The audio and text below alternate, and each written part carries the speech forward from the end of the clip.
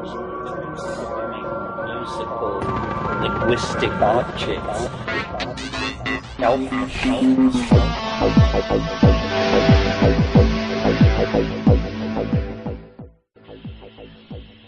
Greetings from Psychedelic Space.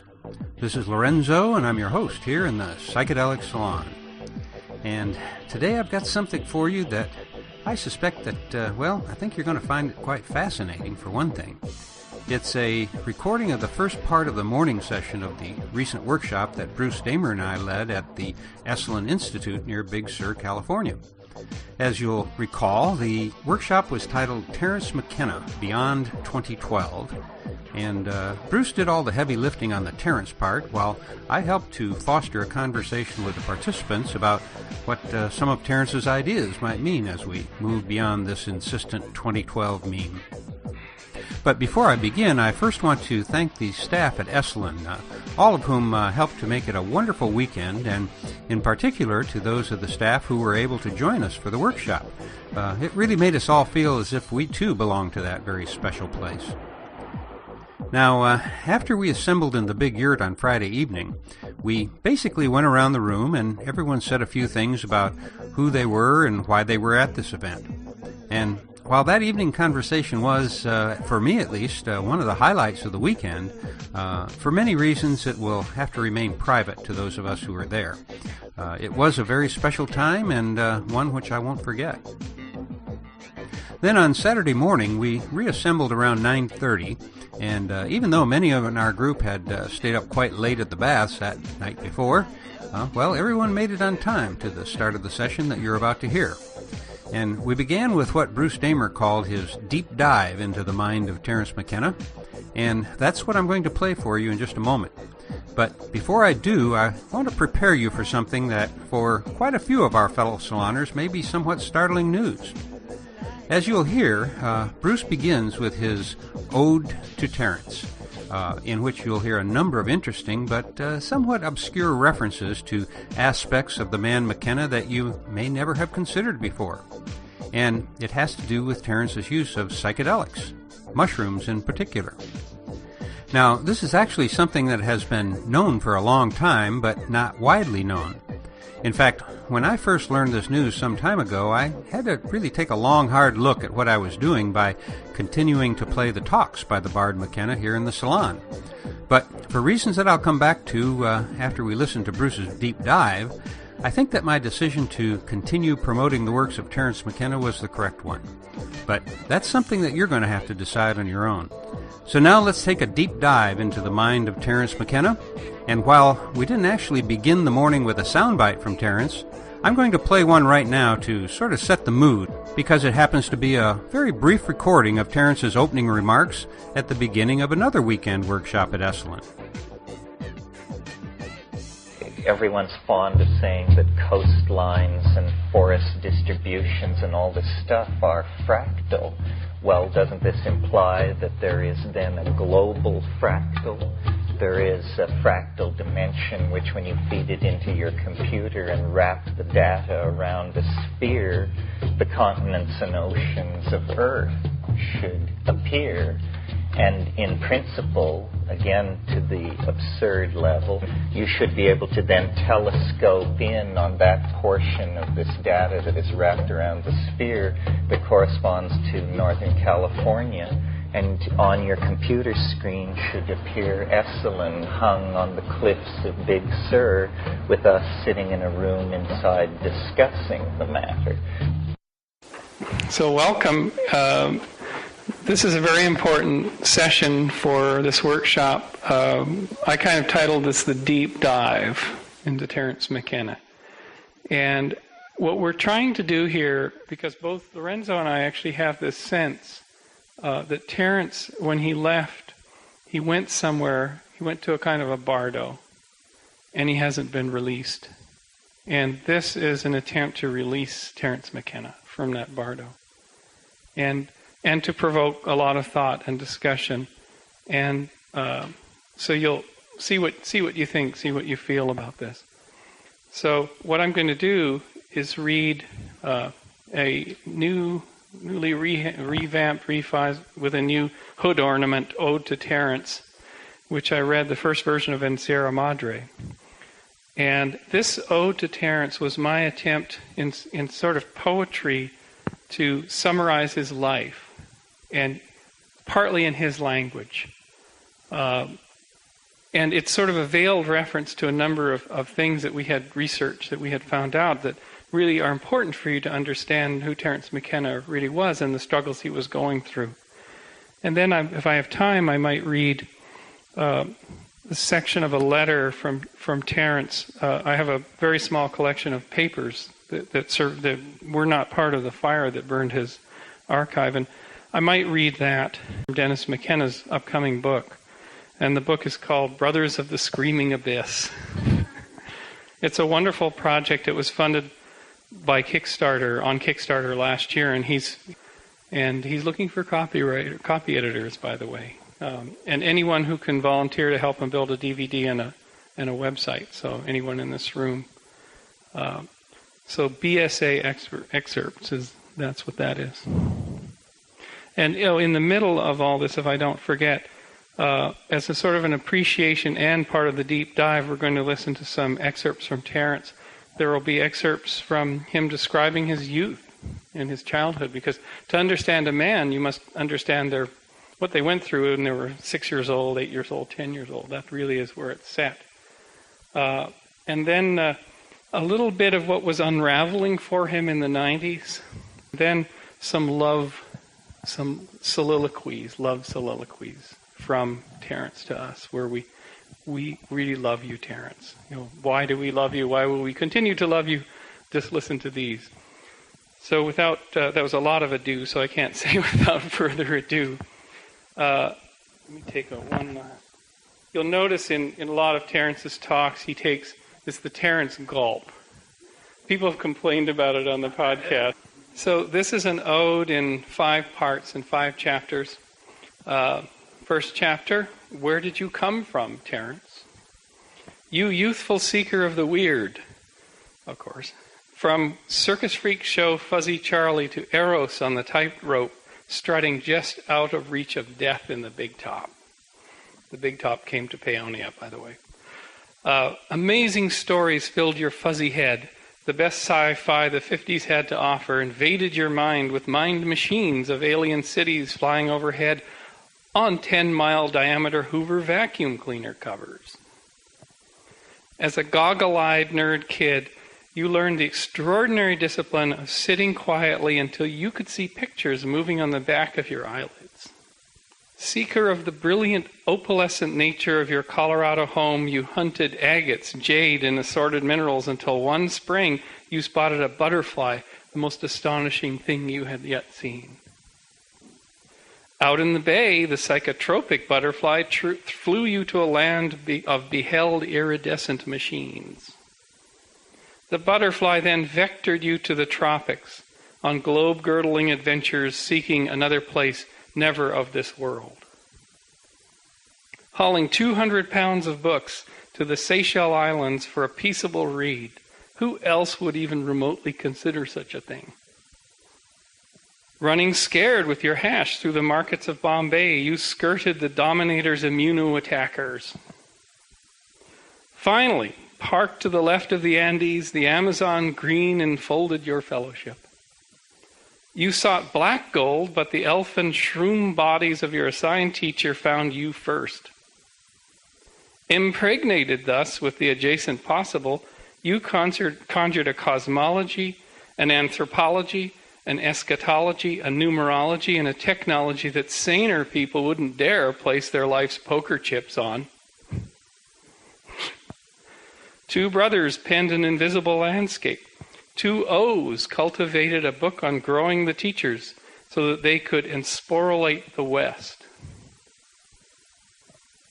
Your funny ideas challenged one too many times. You turned away from science and scientists, instead seeking fellow travelers like John D., Whitehead, and others piling up on the pier. In 1982, your ship, the good ship, the HMS Philosophical Gadfly, Set sail with a full crew complement for ports unknown, tapes set to record. So chapter 2. Why did we love you when you were here, Terence? Stories flowed and droves came to your sort of theater, an amazing concoction not seen since the shaman's tales of the Dreamtime. In a time of the drought, you courageously promoted a pathway back to the plant experience. 3 friends formed a trialogue, and your ideas could be floated in a gentlemanly fishbowl.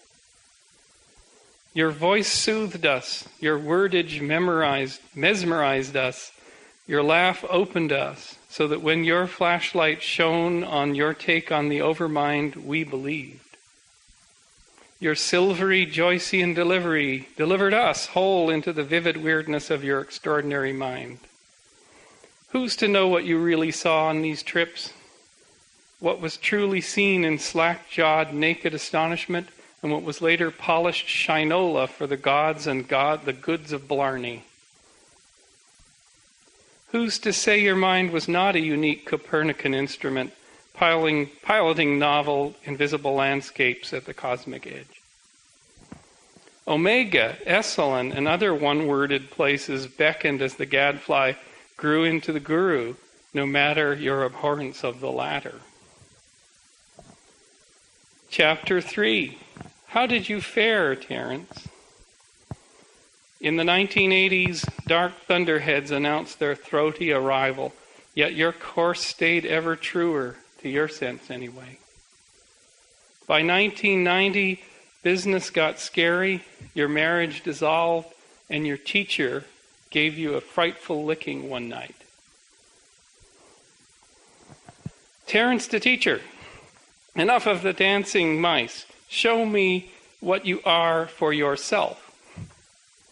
Brackets, black draperies lift, organs tone, and the awning infinite cracks open. Teacher to Terence, why did you turn away? Enough of the other. It's time for a dose of self, yourself. The teacher turned on Terence, and he never again returned. Instead, Terence launched on a dubious decade, telling ever taller tales, touting adventures on 5 to 7 dried grams, while living in fear of these very plant medicines. Language and the mind got you all the way to the domed vestibule of the elves, my friend, but as the shamans taught, it is the humble heart that opens the inner sanctum, completing the true hero's journey to healing and wholeness. Shinola shifts to shit, and the existential crisis accelerates. Dennis to Terence, is it time to pause for a reevaluation? Terence hits the gas on his forward escape as integrity entered the rear view mirror. It was now the story that was the thing. The blue morpho shudders his wings. The psychedelic light flickers and dies. Ramdas to Terence, your life is your message. Terence to Ramdas, my life is a mess. My message is my message.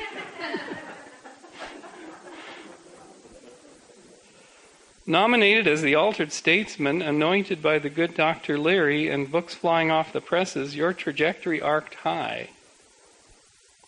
Bills to pay and a web to be woven, your public persona had you in its grasp and kept you white-knuckled gripped on the wheel, navigating into ever less chartered waters. A date in 2012 lay shimmering on screen as Time Wave Zero code came to life, but it was destined to languish in the bardo of scientific non-falsifiability. I'll explain that later. Your fellow trialoguers one day drew a line in the sand as the stories started to drag anchor. Ralph to Terence, that is a paranoid fantasy. Overtoning made you into a performer, and you gloriously peaked in late 98. But by then, your personal singularity was barreling toward you. You began to experience dreams that were un-Englishable. And for you, this is really saying something. By early 99, we saw the fatigue of too many trips, this would be airplane trips, inscribed in your face. And unbeknownst to us, you were heading for one more encounter with the teacher.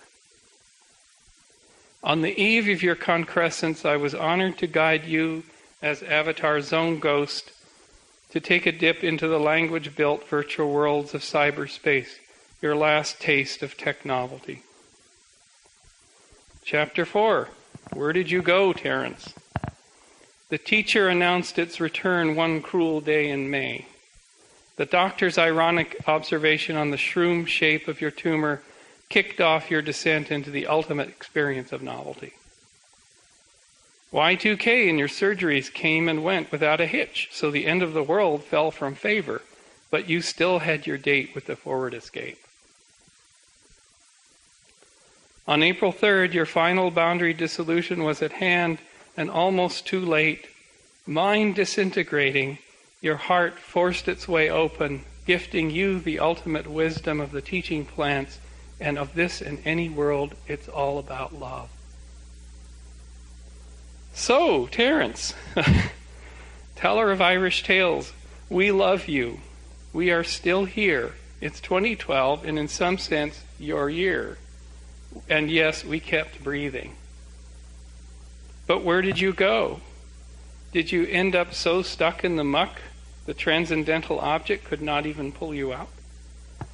Did the mushroom wave come for you 10 miles wide and sweep you away? Did the saucer ship pick you up on the pier and ply the star matrix to the Elfin Greyhaven's luxury condo complex? In a dream with you in '99 in Hawaii, I saw you unfold yourself and step into an elf-piloted, plush-seated, bejeweled Fabergé egg, which carried you up through the azure veil. When told of this vision, you said, "Ah, the getaway car." Chapter 5, we have brought you back, Terence. Years later in dreams, you returned to me and to others in many guises. An electrical short, or the elves, or whatever, took your archives from us in the fire of '07. So Lorenzo and I and many others got going and got together in a project to put you back together and make sense of the whole. Piece by piece, the psychedelic bard McKenna was reconstituted in cyberspace. So now we look back, and if your journey was only partially completed, your business left unfinished, and yourself half-baked, what is left? What the heck? Today we summon you back to life here at Esalen, a place in which you were beloved. It held court in yurts, hot tubs, lawns, and big houses.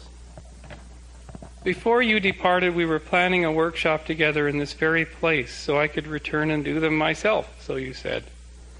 Michael Murphy and Nancy Lunny said, do it, so here we are.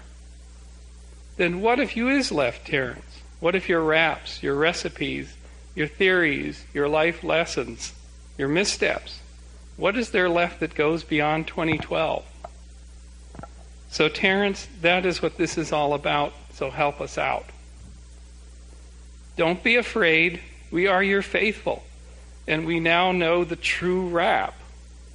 So come on in the door, take your place. For Terence, we are here to remember you, to revivify you, to appreciate you, and to release you.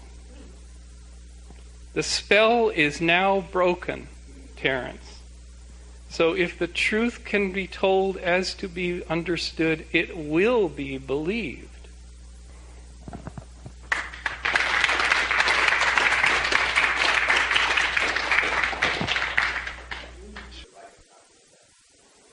So I'm actually going to put the very voice, this is where Terence lives now, in cyberspace.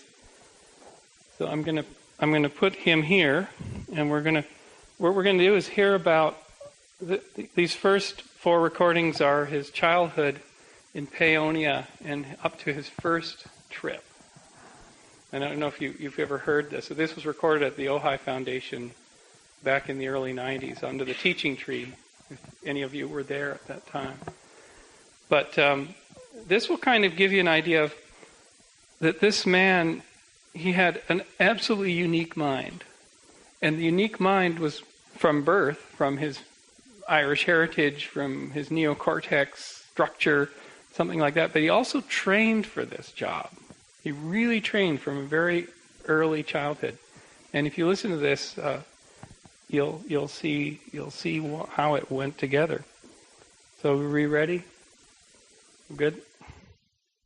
I never imagined that I would end up sitting in this position and pontificating on the nature of life and history and global human destiny. My interest in fossils, I remember I had an uncle who gave me a book when I was about 8 years old of fossils, and it had one of those charts in the front of it where it shows 5 billion years, and then the last half inch is expanded to the next column, and then the last half inch is expanded to the next column. And so I saw that human history was a hairline crack at the bottom of the column furthest to the right. And I got the concept of how old, not the universe, but the Earth is. And it was a dizzying perspective. And then I had an uncle who was an old rock hound, and he introduced me to the concept of not splitting apart strata to see ancient forms of life, but slicing rocks up and polishing them to reveal the light and the color and sometimes the crystal cavities that were hidden inside them. And so very early on, I got this idea that the surface of things is not where attention should rest. That you have to, as Ahab tells Starbuck in Moby Dick, you have to seek the little lower layer. And under the surface of things is another reality, a reality that reaches, in some cases, back to the birth of the planet. Around this time, there began to be alarmist articles in the press about the abuse of blue morning glory seeds by some of the more crazed and unassimilated members of American society. And I immediately tore out and purchased a couple of packets of blue morning glory seeds, and then noticed that the leaves imprinted in the fabric of the drapes in the living room all seemed to have little faces and were dancing. This was, in fact, clearly the intent of the designer, but something that in all the years of living around these ratty drapes I had never noticed. And then I began to look at everything around me and discovered that this affinity for looking into things that my rock hunting, butterfly collecting habits had instilled in me had become like turbocharged. And swimming in the depths of polished stones, ponds, the ditch running down the back of the backyard were myriads of worlds. And I went outside and I was looking around at everything, and then I just felt physically overcome. My knees basically gave way underneath me, and I sat down under a tree and I closed my eyes. And my life has never been the same since, because there, waiting, behind closed eyelids were, ruined cities covered with creeping jeweled lichens and inhabited by shining-eyed creatures that were, I was not sure exactly what, and much, much more. And I just spent a half hour or so literally entranced, gazing into this unfolding reverie of deserts, jungles, machines, archaeological artifactoria, machines in orbit around alien worlds, all of this stuff. And I was stunned. I still am stunned. And that essentially set the compass for the rest of my intellectual life.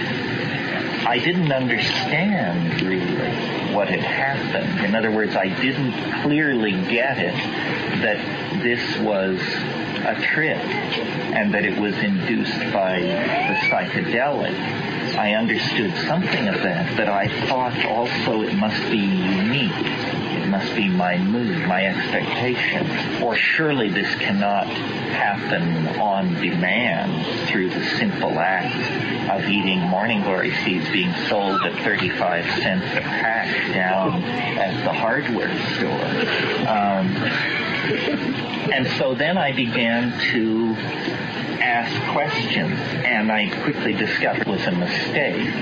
So I went to Huxley and read more carefully, saw that he was working from the early of Havelock Ellis, Weir Mitchell, Fitzhugh Ludlow.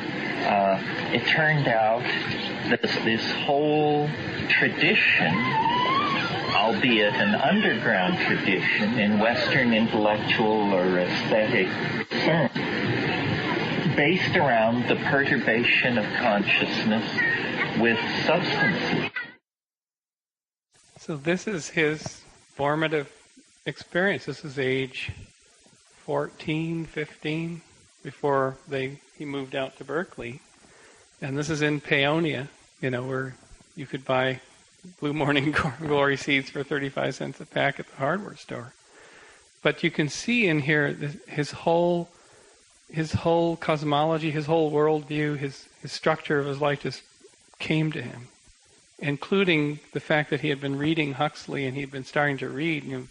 This man read so much by the time he was 15. He'd done his 10,000 hours in this stuff. So then he went back into history. Who studied this before? How did they write about it? So you can see Terence McKenna formed whole at age 14 or 15.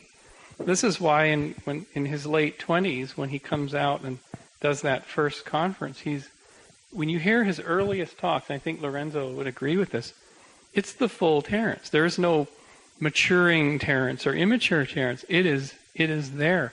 And there's one very early recording from 82 that we suspect was done in someone's home because we hear screaming kids, and it might have been Finn screaming, we don't know. But basically somebody put a microphone in front of him and said, do the UFO thing. We're going to record it. And even that primordial early recording is a fully formed Terence, fully formed mind, beautiful presentation, everything is there. And in fact, there are a lot of things in the earlier recordings that disappear in the later ones. That you can mine his earlier work for new ideas, and that's rare in an intellectual. Next, I'm going to play, and these will have to be cranked up a little bit. So in the ode, this is a kind of an unraveling of the ode for you, to sort of interpret it. This is from a famous trial. Well, they're all famous, but the trialogue of 1998 at UC Santa Cruz. And in the movie yesterday, you could see the picture of Ralph and Rupert and Terence on stage. That's from that trialogue from UC Santa Cruz. And this is where, and I've spoken with Ralph about this event. This is where both Rupert and Ralph said, enough. We're drawing the line in the sand. This stuff has just become elaborated and elaborated and elaborated over the last 10 years. and to the point where we just can't really entertain this anymore. And so this is where they kind of, in a gentlemanly fishbowl, they start to do this. And poor Terence is so caught off guard. But then, of course, he recovers beautifully and tells a joke and whatnot. But this is where his best buddies were saying, we're not buying it anymore. So let's give a listen to this. If I'm right, we may be in the first few years of an endless prosperity, because our machines, our models, and the data those machines need is now of such high quality that there won't be crash, bust cycles. Now, you could pick up the newspaper tomorrow and prove me wrong, but this thing has already I'll prove you wrong today. outlived itself. So you say. And computers will be built in these realities. Virtual computers will be the source of the AI, not real hardware, but virtual hardware running virtual code in virtual realities. And in that domain, well, maybe, but that's a complete fantasy. As a matter of fact, all the machines that we've seen today require maintenance by a human on a daily basis. The software requires maintenance. The hardware requires maintenance. The parts simply wear out. There are moving parts. Virtual reality, seen as one machine, was built to be indestructible. The AI will not be located on a CPU. It will be a distributed intelligence. If 14 people worldwide, the right 14 people, decided to stop repairing it, the World Wide Web would go down in 3 days. I'm glad that we have arrived now at the field of science fiction and fantasy, and that we can speak about alternative futures, which is the true gist of science fiction and fantasy. And this is one possible future, and I think it's a really paranoid one, in which the alien is a dangerous enemy. I've heard different McKenna versions of this controlling intelligence over the years, and this is the first time I've heard it embodied in the internet. I mean, I agree that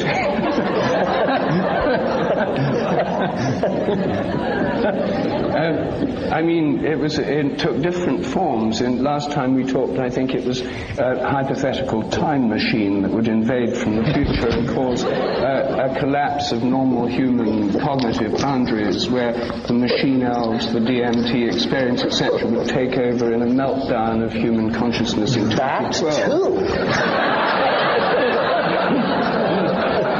Terence, one point, you've probably got an answer for this, and if not, you'll soon think of one. So I think it's trickier than you think, and harder to corner me than you may suppose. All right, well, that was a mere comment on your aside about 20 years. I never expected to hear that phrase from you, but I now realize that there are such complexities layered in that. Well, I have to build in trapdoors because we're getting closer and closer. But the interesting thing about this is that life, therefore, can be digitally defined. Every day up in Silicon Valley, there are people who go happily to work, laboring on what they call the great work. And the great work, as defined by these people, is the handing over of the drama of intelligent evolution to entities sufficiently intelligent to appreciate that drama. And they all are what we might mistake for home appliances if we weren't paying attention. It's been observing, it's been watching, it's been designing, and wouldn't it be a wonderful thing if the occasion of the millennium were the occasion for it to just step forward on the stage of human awareness and say, I am now with you. I am here. I am the partner you never suspected. And here's the kind of world I think we should move forward toward. Well, I think we're on the cusp. I agree with you. I think in 5 years, if we sit down and have this conversation, either you will agree with me effortlessly, or I will agree with you effortlessly. By that time, it will be clear. Either there will have been catastrophic wars in Asia, the enormous collapse of economies spreading misery to millions of people, or the firm hand of these new global electronic modalities will have been exposed, and people will be living in a world of, as you say, rosy expectations. We're in the narrow neck. This is the heat of battle. The fog of war has descended upon us here at the millennium. But by 2002, 2003, it will be clear that the bifurcation has gone one way or another. In spite of the fact that it seems very contentious down here on the stage at the moment, in a way I have a feeling it's an artificial setup. For guys like us, the name of the game is to just be a little bit ahead of everybody else on the curve so that we can perform our function as prophet. But you want to be a prophet, not a false prophet. But the danger comes with the ambition, and there's no way to tease them apart except to live into the future. Now we're going to go into the deepest of the deep dive, and we're going to hear a short, very noisy telephone interview, Peter Gorman interviewing Dennis McKenna, Terence's brother, in 1993. And I probably took the noisiest version, I'm sorry. And in this, and this is 1993, his brother, and actually if you read the foreword to Invisible Landscape to this edition, his brother's already basically saying, listen, take this all with a grain of salt, what happened at La Churra, we were kids, we've grown up, etc., etc. But this is where Dennis is starting to come out, and this is all in the public. It was all, it was for the special issue, and it's been out, 15, 16 years. But we'll have to turn the volume down a bit. But this is where the unraveling is sort of starting with Dennis. Guy who can pack the houses every time, I feel has a larger responsibility to the psychedelic community to refrain from making these completely off-the-wall comments, and to actually tell it like it is, not how he imagines it to be. And of course, the other side of it is people go to hear the off-the-wall comments. That's what they're there to hear. I think people should view it as theater and not as, someone pronouncing truth necessarily. I mean, I'm sure that Terence views it as theater. I can't believe that he takes what he says seriously. I mean, I can tell you that he doesn't. Much of what he says it because it's going to get a rise out of somebody. He's always been that way. I mean, never let the fact get in the way of a provocative statement. I mean, the provocative statement is the important thing. If the facts happen to disagree with it, well, then, we'll just ignore those. It's kind of like Murphy's Law, I think, or not Murphy's Law, but one of those similar laws of science, people say jokingly, if the facts fail to agree with the theory, they must be disposed of. And that's sort of Terence's approach to these which I think is unfortunate, actually, because the story itself is far out enough. You don't really have to distort the facts or invoke, elf machines from Dimension X to make it far out. But I've just got a few things, and we'll just play them till we run out of time. But this is my sort of other ode to Terence, why we love this man, why this man's so inspirational and has helped so many people break out of isolation. They're living in an isolated place. They think they're weird, and they find this man, and it opens up a whole world to them of literature and ideas and alternate thinking, and not being alone, the others. And these are just some wonderful tracks that you probably all heard, but they're, in a sense, my love and appreciation to you, Terence, for giving us these for all time. Now technology throws a curve.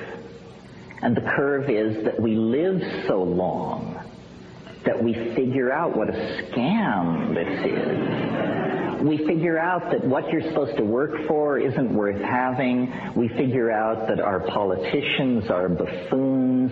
We figure out that professional scientists are reputation-building, grab-tailing weasels. We discover that all organizations are corrupted by ambition. You get the picture. We figure it out. Well, then, as intellectuals, and anybody who figures it out is an intellectual, believe me, because they're slinging the programming to push you the other way.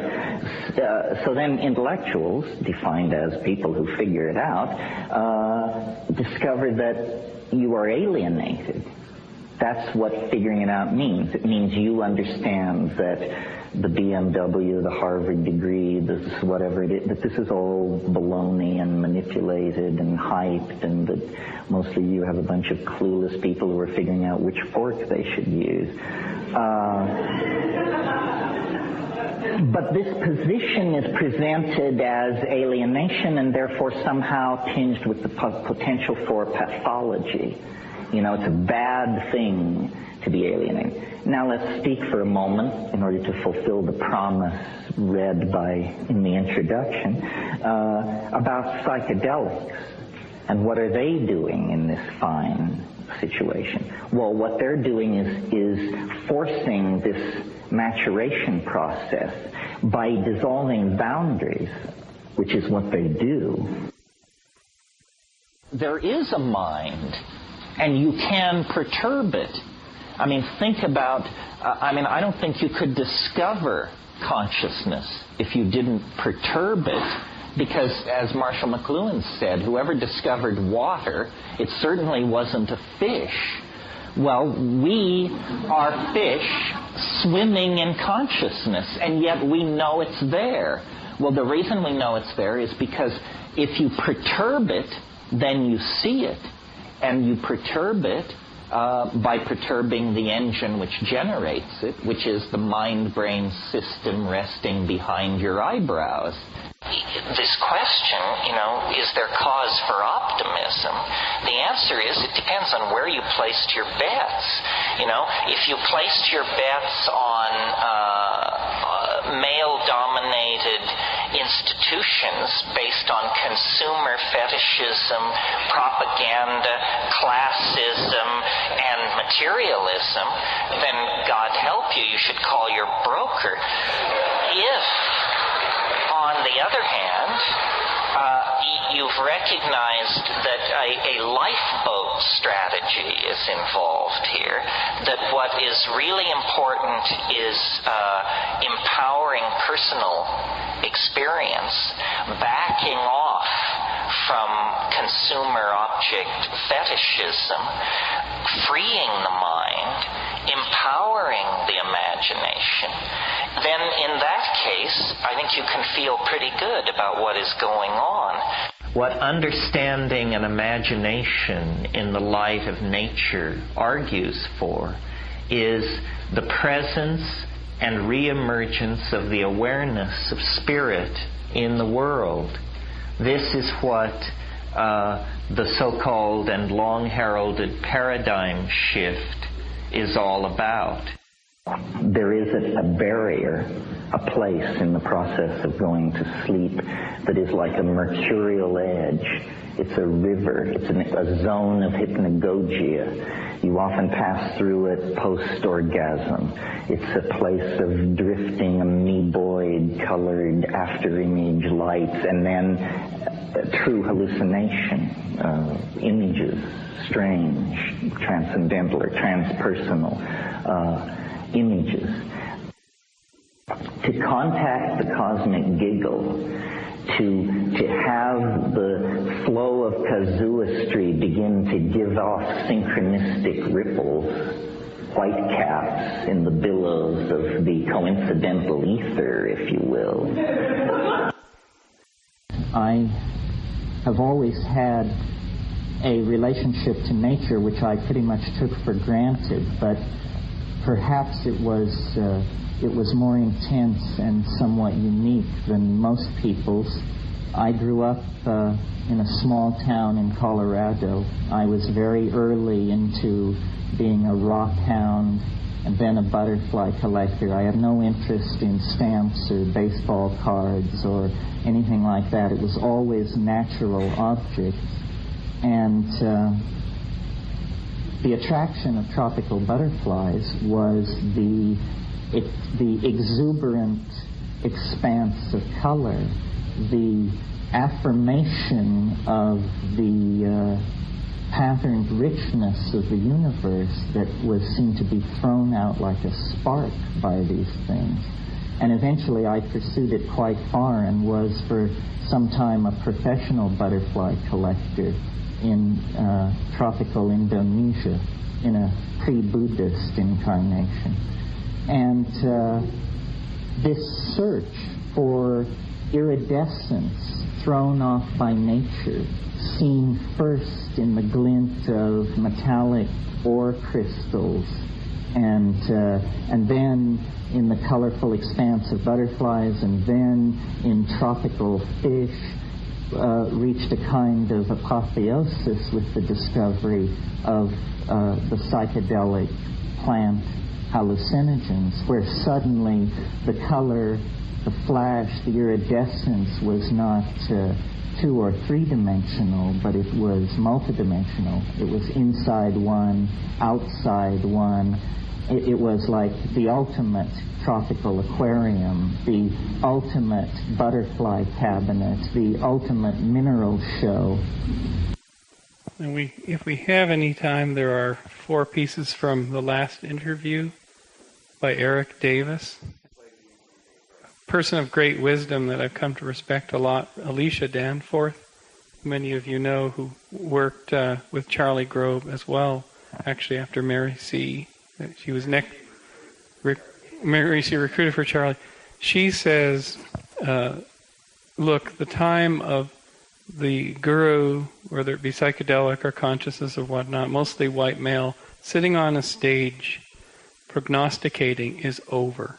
It's just over. We need to be in a circle, and we need to be discussing as a community and building a consensus and building everything jointly. We've got to get away from this other model. So, do you want to hear a few more? Okay.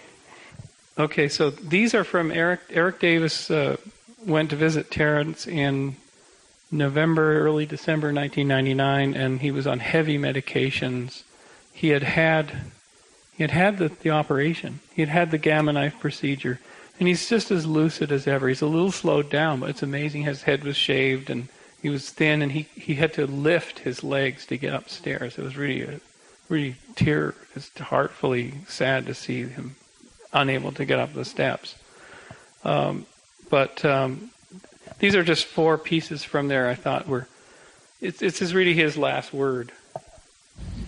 Well, now that I have all these medical problems with brain and brain function, I have a much greater appreciation for the boundaries of eccentricity. I mean, now I understand it doesn't take drugs.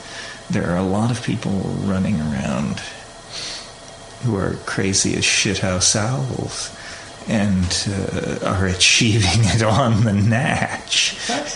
And their testimony now has to be weighed as well. So this surprises me. I didn't realize that, a malfunctioning brain could leave you functioning enough to report to work and tell your story and presumably write novels and meet deadlines and all these other things, that people do. So, and I don't know how many other people realize this either. Because that's sort of how you feel? Yeah. I mean, I live in a world defined pretty much by prescribed drugs.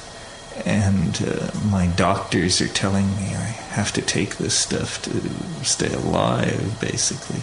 So how many people are living in worlds psychologically defined in that way? Quite a lot. But you seem to be largely Terence. You're the full, Well, I recall who I'm supposed to be. So we're not trading that in too lightly. But in some fundamental sense, do you feel like you're standing on a different ball? I would like to get all these drugs out of my system, the Depakote and the steroids and all that, because it makes mentally moving on a level surface feel like walking uphill, So, and these are mild drugs I take. These are not. What about the people who've been diagnosed schizophrenic or bipolar this or something? I mean, what are these people taking, and what is it making them think about reality? Well, but you've taken serotonin reuptake inhibitors, haven't you? You mean like Prozac? Yeah. Yeah, but those are designed to help you out. These other things, all you deal with is side effects. Oh yeah. It's a different thing. I thought you were talking more about, but schizophrenia, don't they treat with all sorts of neurotransmitter modulating drugs, which presumably are there to help them out? Well, there to help them out. The way that they may be there to help the rest of us out. Like for instance, this drug I take, Depakote, the first thing that it supposedly deals with is mania. Well, I'm taking a drug for mania. I don't have mania. Do I? Did I? Would I? Should I? Will I? Could I? Do I want to? And so forth and so on. You didn't feel you had any bit of mania in you before? At times I've been accused of mania, but by idiots.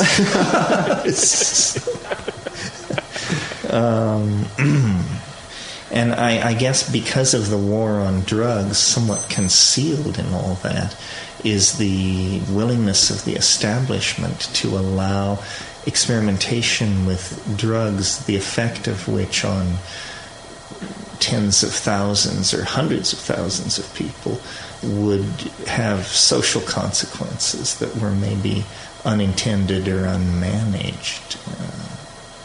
Yeah, I'll say. Yeah.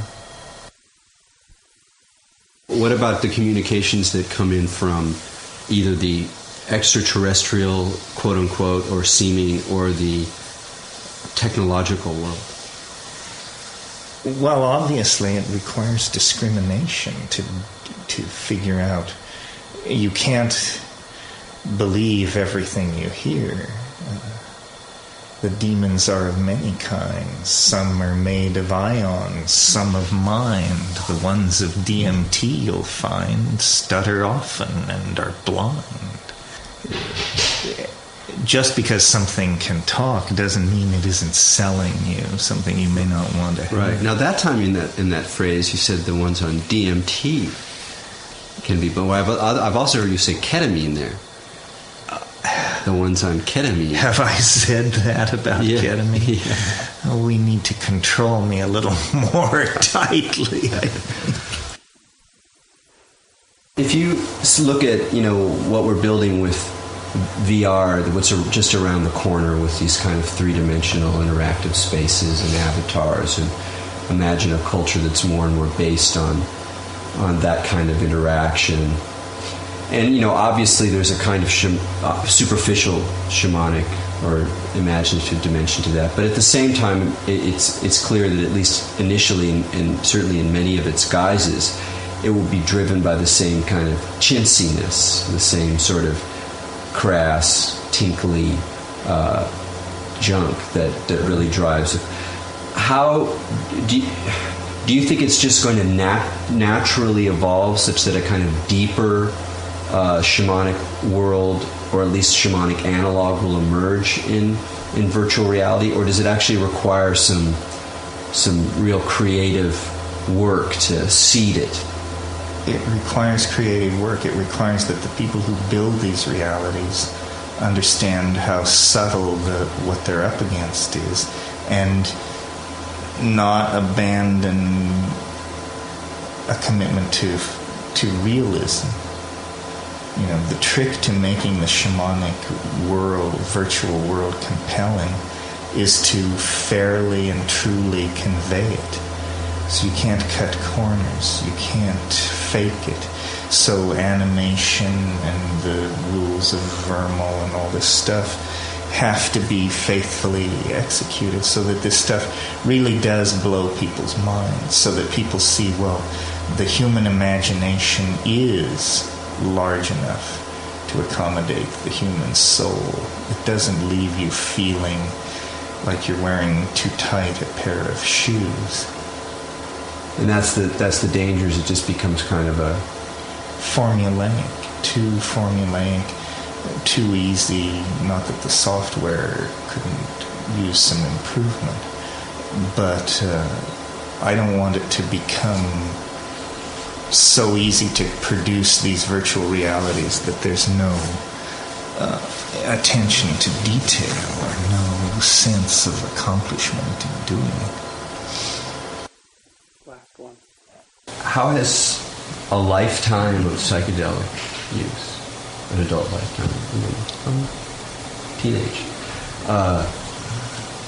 sort of set you up for facing death? Well, I guess it leads you to the idea that things are probably more complicated than you can suppose. Therefore, supposition is not to be trusted. So, in other words, given how weird life has been, why rush to prejudge death? It's bound to be mighty strange. Life was mighty strange. And I'm curious. You know, I would think anybody would be curious. I mean, it's an interesting situation to be told that you have a very limited amount of life, death, because it composes your mind for you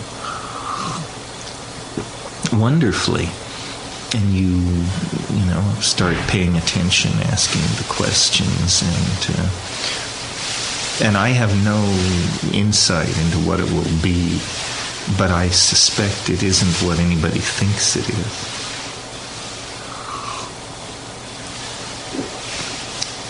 I mean, the argument that nature has this desire to preserve form is, I think, self-evident on enormous scales of space and time, and very local scales of space and time. So why fight it? It must be that somehow matter is spiritualizing itself or mathematicizing itself or somehow. Right, becoming virtual forms. So, and what psychedelics show is that the world is full of surprises. I mean, I consider psychedelics a constant and verifiable miracle. The fact that can happen to your mind. So it means all kinds of things are possible. Nothing is to be assumed or prejudged, given A, biology, B, psychedelics and culture. Probably that's a long enough list, but those two things alone secure the weirdness of being sufficiently. Well, thank you. You're listening to the Psychedelic Salon, where people are changing their lives one thought at a time. Well, there's of course a great deal to say about what, for you, may be some new information about our beloved bard McKenna. But I think that for now we have a lot of information to absorb and new things to think about. And actually, we're going to have several different ways and places to talk about how or if this news changes your opinion of Terence McKenna.